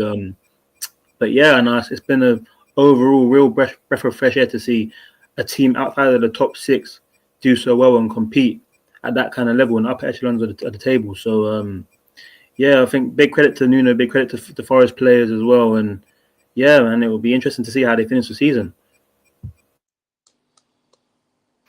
It will be. A little bit off it recently, but it's a couple of games. A lot can change. We've seen that. There's no need to panic. You say the same. Crystal Palace really good form, but then a couple of poor results doesn't define how they've been though over the course of the season. So no, I'm totally with you on that one. Ian, how are you feeling about the game? Are you bothered about it? Are you looking forward to it? How do you feel? I really don't give a damn now. Sorry, you have unmuted me.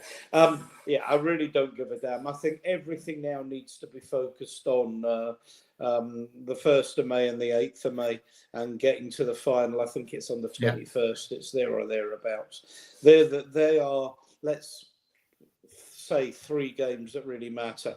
We're not going to go down, barring some remarkable set of circumstances. I think this is a great opportunity. Give Vicario a rest. He can bring Davis in. He can bring Gray in. He could bring Odebear in. He could give Son a game. He could give Richarlison a game. He could give Basuma a game. Rest our top players now. And let's absolutely focus on trying to win this competition. I mean, imagine of all the wreckage, this has been the worst season that I can remember in a long, long time. And it could end with us winning a major European trophy, however remarkable that is. So, yeah, it'd be great to get a result on Monday. Fabulous. But I really do no longer matters. There are 3 games. Touch wood, we have 3 games. They're the ones that matter. We win 2 of those 3 games. 2 of those 3 games. Assuming one of them's the final. Ange's the 3rd most successful manager in our recent history. It's ridiculous, but that's the reality. That's where we're at. And by the way, if he does win a trophy, he should stay next season. I know we may be having this debate again in October or whatever, but if you win a European trophy, and it's utterly ridiculous to sack the manager. And maybe with performances like tonight, he's showing he's capable of learning what's needed to win at the very top level of football. A European quarter-final. He's beaten top teams. He's beaten some of the top teams in England. He's beaten Liverpool. He's beaten Manchester City. He's beaten Manchester United, etc., etc. So, what happens in the league games from now on in, assuming we're not getting relegated, doesn't matter. Let's go and win this bloody competition, because you see a way ahead and you see we can win it. We can win it. Yeah, absolutely. We certainly can. Benjamin, I'm asking quickly, you shook your head there. Do you think Ange should go regardless if we win the Europa League or not? I know it is quite a toxic discussion, so we're only dip into it slightly. At the end of the day, if you look at the level of the bottom 3 are already toast. They're gone. And we're not even like at the end. There's going to be no relegation battle final day of the season. So if you look where we are, and if you look at the quality of the bottom 3, we're as good as relegated. Do you know what I mean? Like, we should be much higher than what we are. Like, if he wins this, it'll be great and it will be fantastic. But it doesn't excuse what's happened this season. We have been awful, and we have. Everyone in there, we have been shocking. If he wins it, tournament football, you can always win tournament football. Like Wigan and Birmingham City won domestic trophies, and they both got relegated. You could win tournament football if you're having a bad season. But for me, it doesn't excuse what's happened for the rest of the season. And I think we've been poor. And that's... Okay, no, fair enough. I think I can totally see both ways on it. I don't really know how I feel about the moment. I think it's a tough one. Before we get into a little bit more of the Forest discussion, I've got some, some stats, I suppose, some insights into the game. Spurs have scored 7 goals in their last 5 matches, all competitions. Tottenham, Nottingham Forest have not drawn any of their last 7 matches against each other. Well, it's going to be a draw, isn't it? That's for sure. Son has had the most shots on target per match for Tottenham this season, 1.2. It's not a lot at all, but he might not feature in this game. Forest has scored 6 goals in the last 5 matches and have kept the most clean sheets in the Premier League this season with 13. And Ramon Sosa has the most shots on target per match for Nottingham Forest, 1.8. It's a Monday, 21st of April, 8 p.m. kickoff, round 33 of the Premier League. Peter Banks is the referee, available on Sky Sports. It's at the Tottenham Hotspur Stadium as well. Some head-to-head stats. I'm not going to read them out. They're incorrect. I'll read out some recent results. Last time out, Nottingham Forest beat us 1-0 on Boxing Day 2024. It's the other game this season. 7th of April 2024, beaten 3-1 at home. December 15, 2023, beaten 2-0 away. March 11th, 2023, beaten 3-1 at home. They beat us 2-0 back in November 2022. We beat them at the City Ground August 2022, and then we beat them in the League Cup all the way back in 2014. So there's a big chunk there, 8 years between the last 2 when we met. So really mixed results, a lot of 2-0 wins both ways. Let's continue with the Forest discussion. Let's go on to score predictions. It's going to be hard with lineup because we don't know who's come out of this game injured, who's going to be available. So Harry, I'll kick it off with you. What's your score prediction for Monday night? 1-1. I think I've been thinking this quite well. I think it will be a draw. I think we'll have a lot of motivation and a lot of positives to take out from tonight. Obviously, when we play our football, it's a tough ground to come to our ground. So I think it will be a draw. Definitely a draw. I think. If not, perhaps Forest could win, but it's very unpredictable because with us, you just never know what Tottenham are going to turn up. And obviously, maybe towards the end of the season, Forest might start feeling lethargic at times, but I think it will definitely be a draw. So I'll go with 1-1 for me. Yeah, I agree with you. I'm going to match you and go 1-1. I think a draw as well, especially with the stats saying there's never been any draws. It's typical, isn't it? You read out those type of stats, it's always going to be a draw. And both clubs want to win, in particular Forest. So you know the way it's going to go. Ian, I'm totally with you, right? Doesn't matter, couldn't care less. I'm going, but still, I'm just going to support the club, going for vibes rather than, oh my God, we've got to win this game. Totally understand where you come from, but still, nonetheless, can you give us your score prediction?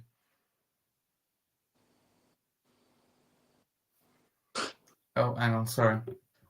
I'm muted. Sorry. I'm rather hoping he will play some of the, I'll call them fringe players, who will then say, well, I need to prove what I can do to get a chance of playing in that semi-final or final. So I still think we might win it. So I'm going to go 2-1 Tottenham. The Forest that was a bad setback they had against Everton. And I watched a fair bit of that game. Everton were by some distance the better side. So, I'm going to go 2-1 Tottenham. Goals from like Richarlison and Odebear or something like that. That will do me. Love it. Loving the positivity. Joey, do you think Spurs will win as well? To be honest with you, I don't. I think a lot of the players now are going to have their eyes on the Europa League first leg. So I think now I won't say they'll down tools. That's not what I'm saying at all. But I think a lot of their attention will be more so on the Europa League now, and I feel like they already know that there's nothing to really play for in the league anymore. So I think full focus will probably be on just tiding themselves over and waiting to the Europa League semi-final comes around. And I'll be very surprised if Ange don't throw in a couple of the young boys as well to play against Forest. So I expect to see probably people like Mikey get a run out. I'd hope to see Archie Gray play in the 6, which must have been dying to see for a while. But yeah, I think the best we'll probably get is probably a 1-1 draw. And I think with Forest chasing Champions League and it being quite tight up there now, because I think there's about 3-4 teams going for those 4th and 5th positions, especially. I think they'll come out all guns blazing trying to go for the win. So I expect either a 1-1 draw, like you guys have said, or a 1-0 win to Forest. Yeah, 100%. Thank you very much. Joseph, what's your score prediction? thinking, mate? I'm not actually really sure, to be honest. I think I'm kind of going into this game with, again, I do care about it. I think one thing that we should really look at trying to take into this game in Europe, obviously, Europe is what matters to us, but we need maybe a bit of momentum, a bit of, because we haven't had that going into any of these really European ties. We've never really been coming off of the back of, a couple of wins or anything like that, because of the season's just been so inconsistent.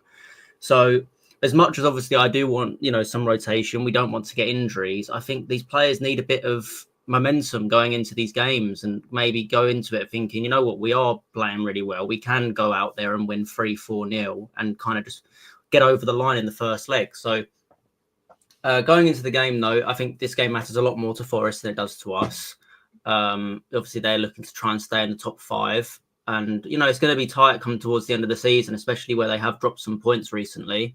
But I hope Forest get there. I want to see Forest in the top 5. I think it's a really good story this year. I think they've got some great players, some really exciting young wingers and defenders in terms of Murillo and Alanga and Hudson-Odoi. So, they're doing everything right. They're playing entertaining football. And, I hope they do make it. Obviously, for this game on Monday, I actually think it might help us being a bit of a night game, and after this game on Thursday, I think people might be up for it a bit. So I'm going to go over Tottenham win.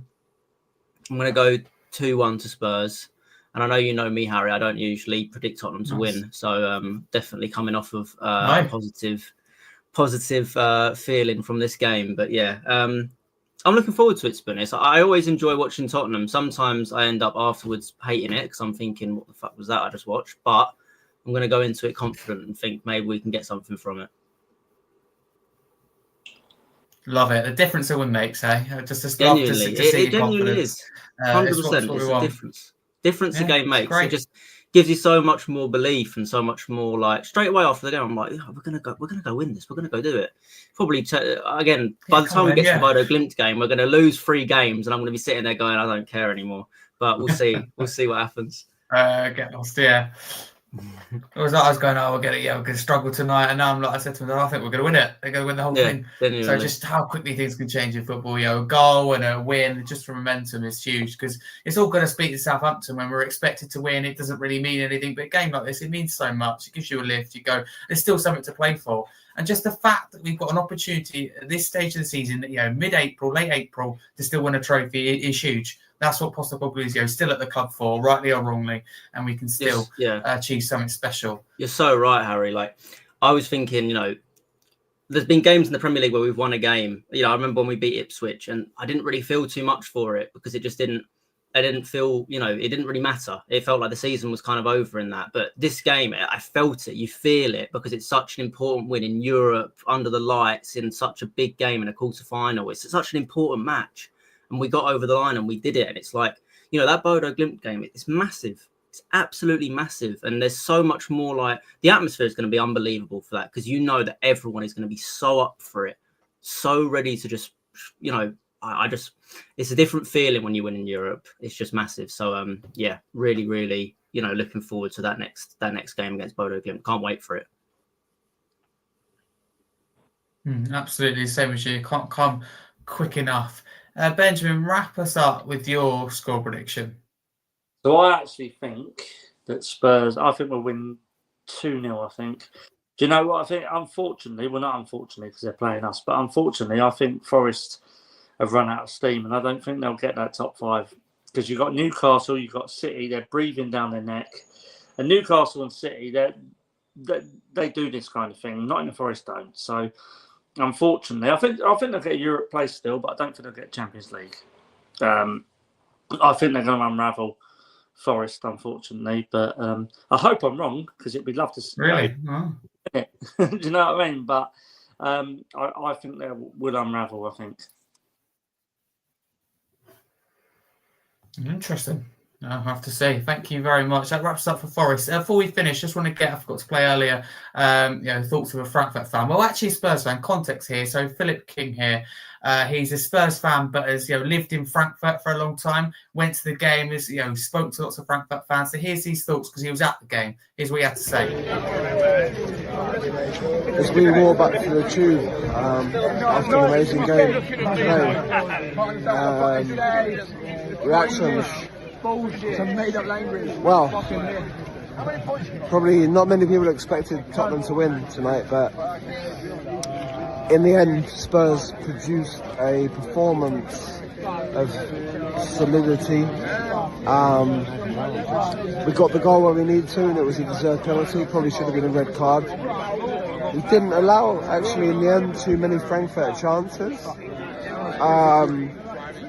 Frankfurt got through very often on the break. You know, they played through us. They got a lot of gaps. They probably could have scored a couple of goals, maybe with a bit more news, but in the end, they didn't really, you know, make Vicario save too much.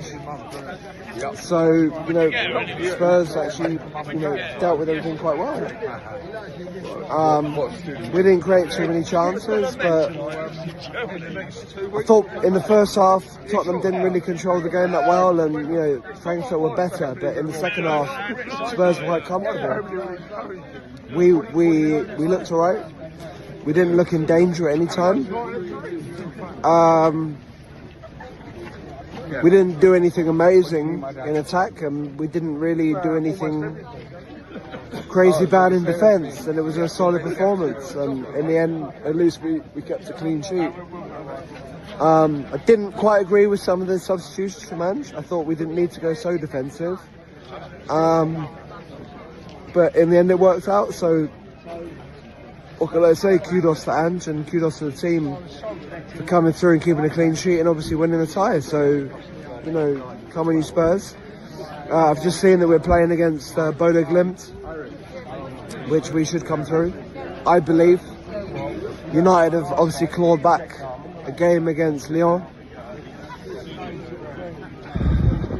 I could see it being obviously Spurs United final, but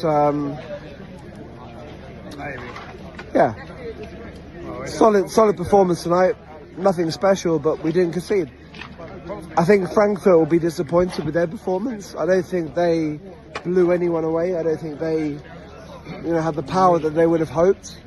But I'm glad that Spurs, that we could take advantage. I think in the end we deserve to go through. So come on you Spurs, and let's do this in the next round. Bye. Thank you to Philip King for that video. Hopefully he's done a few interviews with Frankfurt fans, which will be out tomorrow. That's the plan. Anyway, so good to get his thoughts. Last couple of questions before we wrap up. Harry, what did you make of Frankfurt in this game? I don't know about you. I thought they were good in periods, don't get me wrong. And a lot of it was how we played, but I almost expected a little bit more from them, considering how good the atmosphere was. And I felt the players on the pitch, it took a long while anyway in the game for them to really get into it and, you know, cause us problems.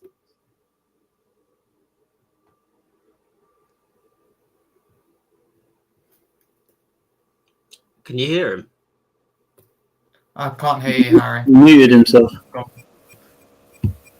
No, I don't think he's muted. Not sure.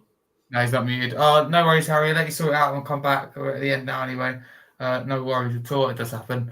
Good old technical issues. Tell you what, Benjamin, I'll come to you. What did you make of Frankfurt? Did you expect more? Or am I being a bit, I don't know, am I looking at it the wrong way? To be fair, on paper, we are a better side than Frankfurt, and we are. Whatever anyone says, we are. So we should be beating teams like Frankfurt. We should have wiped them away at home. Like, we had enough chances to, didn't we? Really, we should have been. That game should have been finished. Yeah. At home. So it did surprise me in the way that I did think, because of our pattern this season, how we played. It did surprise me that we won. I'm very proud of Tottenham tonight, like I said, but it did surprise me that we won. But it, like the first game, as I say, it should have been out of sight. But tonight did surprise me a little bit. But I think, on the whole, I think we are a better side than them. Yeah. Yeah, okay. I think that's fair to say. And last but not least, I've got to ask the whole panel about this, and it's whether we can win the Europa League or not. Harry, I hope you've got your mic sorted out. So I'll come to you next. Can we win the Europa League? Will we do it? Yeah, can hear you loud and clear. We're going to win it. We're going to win it. Trust me. We are better than United. Yes. We've beaten them 3 times this season already. We'll beat Glimt, no issue. Yeah, it is our year. Like, this is our year. Ange always wins things in the second season, and it's becoming a reality. Up the Spurs, we're going to win it. Oi, oi. Love it. Great way to end. Thank you so much, Harry. Ian, come on, let's keep this positivity up. Will we win the Europa League? He's muted. I think there's every chance. I expect now us to get to the final. Sorry, I was eating some chocolate. That's all right, sorry. Oh, yeah. I mean, let's be honest, Bilbao away would not be easy. I mean, that would be a really, really hard game. It's in their ground, the final anyway. Yeah. I mean, I always think it's almost unfair that you get to a final and you play your opponents on their home ground. There's something about a final that it's meant to be on a neutral ground. But, yeah, Man United, it'll be bloody typical of them, how crap they've been. They'll go and win it. I think the final, let's assume we're making the final. I think whoever we get in the final would be very, very, very difficult. But no one we can't beat. Absolutely no one we can't beat. So, yeah, you know, a lot of people have been optimistic we could win this tournament at the beginning of the season. So, yeah, we can absolutely win this. Come on, yeah, I'm going to say it. We're going to win it.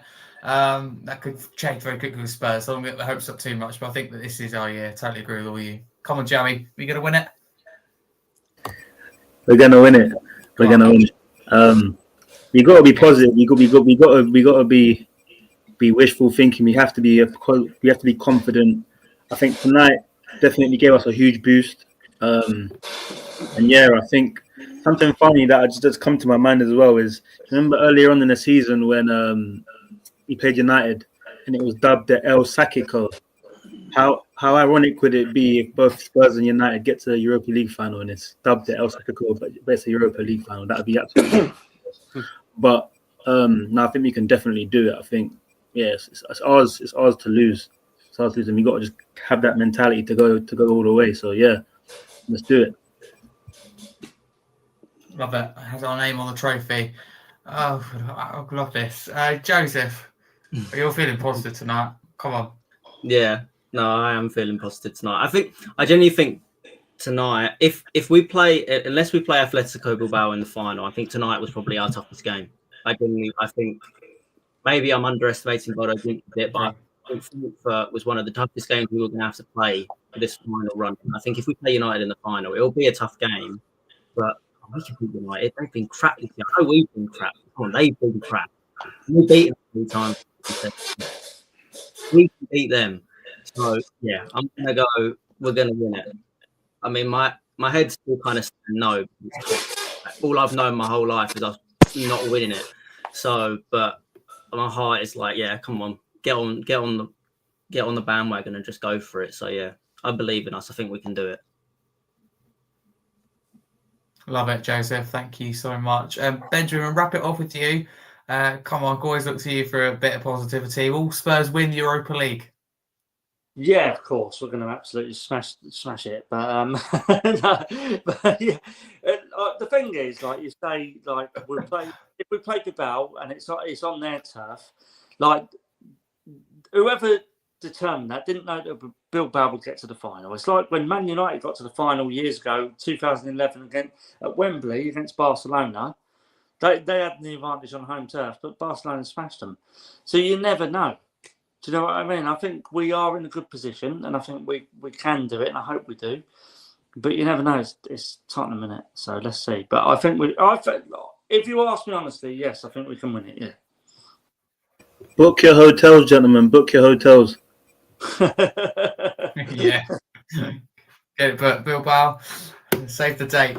But that wraps us up nicely for this week's podcast, a longer one. So thank you all for sticking with us. It's the first time I've done a podcast on the night of a Spurs game as well. So appreciate all your continued support. If you're listening live on YouTube, please do like and smash that subscribe button. It really does help the channel grow. Thank you as always for your ongoing support. If you're listening via podcast platforms, it is available on all major podcast platforms in the UK and around the world. Please do drop us a follow and a 5-star review. Let us know when you listened and where in the world you're listening from.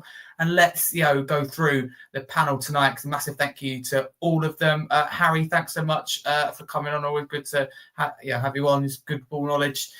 Where can people find you on the socials? Yeah, no, thank you, Harry. Absolute pleasure to be on here once again. So the best place to find me is Instagram, Spurs Direct. So it's a fan page that I've run for a few years now. So just a follow would be greatly appreciated. Thank you.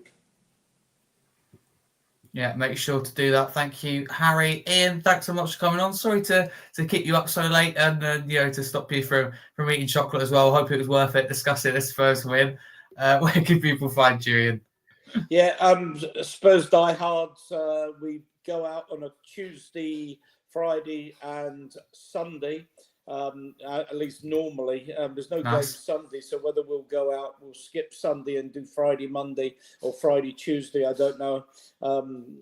Adrian's been in the chat, so I'll have to discuss with him. If we'd have got beat tonight and Mr. Postecoglou was on the plane back to Melbourne, I think we might have had different plans, but I suspect we'll do a show tomorrow and maybe one after the game on Monday. We'll have to see, or just do Tuesday, because we won't have that much to say on Sunday, I suspect. But you can get me personally. I've taken a photo for anybody at Shaggy1712 if you do Twitter or X, as we have to call it now. So you can find me on there. Always follow Spurs supporters back. Someone, I think Joe, you said you followed everybody, have you? So I've taken a picture, so I'll get it. It doesn't come up on my phone anymore, maybe because I'm not a subscriber. So but I'll always follow Tottenham fans back. So yeah, that's where I am, that's where we are. And come on you Spurs. Love it, appreciate it, and thanks so much for coming on and giving your insight. Joey, thanks so much for coming on. Your second time on the podcast too. Quick concession after an amazing debut last time out. Where can people find you on the socials? Because I know you're a YouTuber yourself. Once again, Harry, thank you for having me on. It's been a pleasure. Pleasure to meet all the gentlemen in the chat again and the panel. You can find me on Joey Huncho1 on Instagram and TikTok, and Tottenham Joe is my dedicated Spurs vlog page. So yeah, that's where you can find me. Again, thank you, gentlemen, for your time. It's been an absolute pleasure to have a conversation with you about Spurs. Thank you for your time. Really appreciate it, mate. Josie, thanks so much for coming on, discussing a win. I mean, I've done you hard, done by, haven't I, really? Several times this year, get you on when Spurs have lost. So I think I owed you this one tonight. So where can people find you on the socials? Yeah, you definitely did owe me, Harry. But no, thank you for having me again. Really appreciate always getting a chance to come on here. And again, great to meet some, fellow Tottenham fans and discuss it all. Been a pleasure talking to everybody. So to find me, it's Joseph THFC on Twitter. So again, please, if you can follow me on there. And again, still working closely with you, Harry. Hopefully got some plans, over the summer and different things, especially whilst you get ready for your GCSE. So happy to help out on different things that we'll be doing on the Scarfe Spurs talk page. And please make sure you follow the page because Harry's doing some great stuff. So thank you again for having me. No, thank you. Really appreciate that. It's very kind of you. Appreciate all your hard work.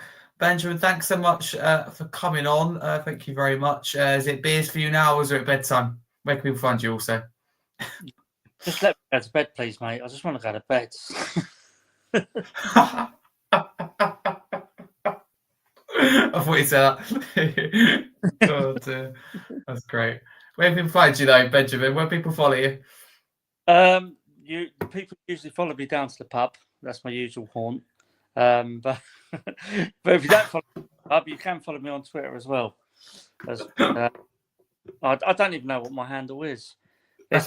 It's too late, man. I'm tired. Oh dear. Please do follow Benjamin. I tell you what, let's find his tag for you here. We're gonna give you a little promotion here, Benjamin. There you go. It's NibBen 4490. There you go. Drop Benjamin and all the other guys a follow. It's too late for some of us. No, thank you very much, guys. Really appreciate it. This will be available on all major podcast platforms after. Great to discuss the Spurs win. Long may it continue. Let's win this Europa League. Come on, you Spurs.